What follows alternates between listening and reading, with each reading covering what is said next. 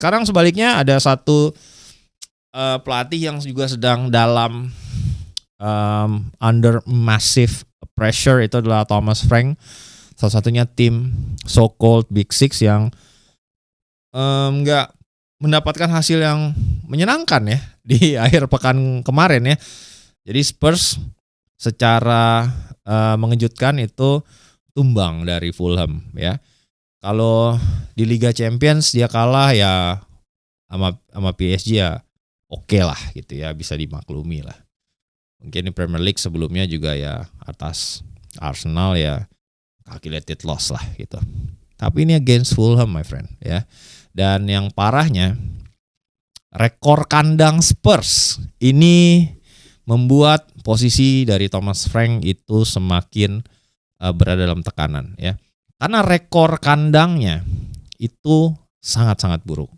Rataan poin ya yang dimiliki oleh Spurs di kandang ya itu hanya kurang dari 1 poin per pertandingan. Jadi lu bayangin nih, fans lo datang bayar tiket hanya untuk ngelihat tim lo kalah terus. Sebaliknya rekor kandangnya tuh jauh lebih baik. Rekor tandangnya tuh jauh lebih baik gitu. Dan itu membuat Thomas Frank ini sering mendapatkan siulan nih belakangan. Dimulai dari ketika mereka gagal menang di kandang atas Chelsea, gitu kan.